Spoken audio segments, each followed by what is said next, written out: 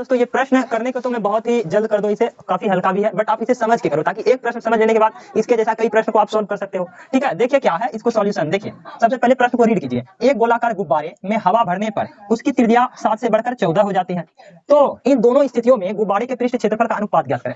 आप देखिए, आप नहीं समझे तो आप देखिए हम आपको समझाते हैं। सपोज दैट ये क्या है, गुब्बारा है, समझिएगा ये क्या है, गुब्बारा है। ठीक है, अब देखिए हम भले ही ऐसे बना दिए, हालांकि आप गोल समझिएगा। ठीक है, इसमें आप जब हवा एयर दीजिएगा यानी हवा आएगा, इसमें क्या आएगा जी, हवा आएगा, तो इस ये बढ़ जाएगा, फूल जाएगा इसे, तो ये ऐसे हो जाएगा। देखिए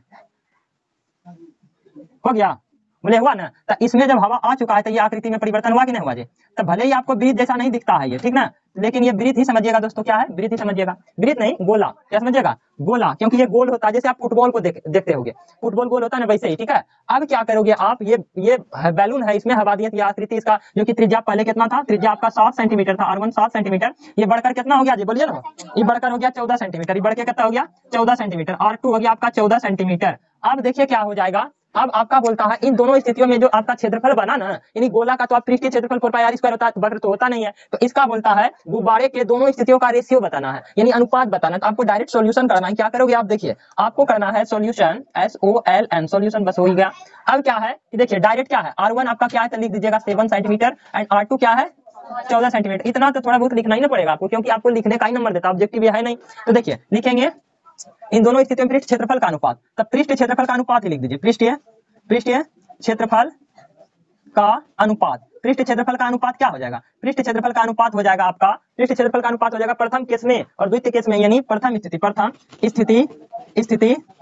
का पृष्ठ क्षेत्रफल, प्रथम स्थिति का पृष्ठ क्षेत्रफल बटे द्वितीय स्थिति का, यानी सेकंड स्थिति का पृष्ठ क्षेत्रफल, सेकंड स्थिति का पृष्ठीय क्षेत्रफल। देख रहे हैं दोस्तों, हम कैसे लिखने का भी तरीका ऐसे ही आपको एग्जाम में करना। ठीक है, आप देखिए अब क्या हो जाएगा आपका प्रथम स्थिति में पृष्ठ क्षेत्रफल, ये सर ना आप, ये तो गोला के जैसा होगा, बैलून, बड़ा जैसा बैलून, तो ये कैसा होगा, गोला के जैसा होगा। आप जानते हैं गोला का पृष्ठ क्षेत्रफल क्या होता है, 4πr², यानी R1 का होल स्क्वायर हो जाएगा बटे 4πr2 का होल स्क्वायर, 4πr2 का होल स्क्वायर। तो ये पाइप देखिए ये हो गया, हुआ हो गया, इधर अनुपात, ये अनुपात है ना आप निकाल रहे हैं जी, अनुपात। अब हो जाएगा आपका देखिए अनुपात, उसके बाद ये अनुपात आपका क्या हो जाएगा, तो अनुपात आपका हो गया सर R1 बटे R2, R1 बटे R2 का कौन सी होल स्क्वायर, ये ना होगा जी। अब बोलिएगा कैसे, तो नहीं जानते आप, a पे पावर m बटे b पे पावर m, तो a b, इस पे m देखिए सेम ऊपर है ना, पावर 2 R1 बटे R2 का होल स्क्वायर कर दिया, इसमें कोई किंतु परंतु नहीं है। अब आराम से आप R1 का मान क्या है 7 है और R2 का मान क्या है जी, बोलिए ना 14, तो इसको आप इसका होल स्क्वायर, 7 एकम 7, 7 दूना 14, तो ये हो गया कहता है 1/2 का होल स्क्वायर। जब इसको सॉल्व करेंगे 1/4, अतः अनुपात इसलिए लिखेंगे, अनुपात बराबर आपका क्या आ गया, किसका अनुपात निकाले, इसके पृष्ठ क्षेत्रफल का अनुपात, यानी अनुपात 1:4 हो जाएगा। क्या दोस्तों ये आपको समझ में नहीं आया होगा तो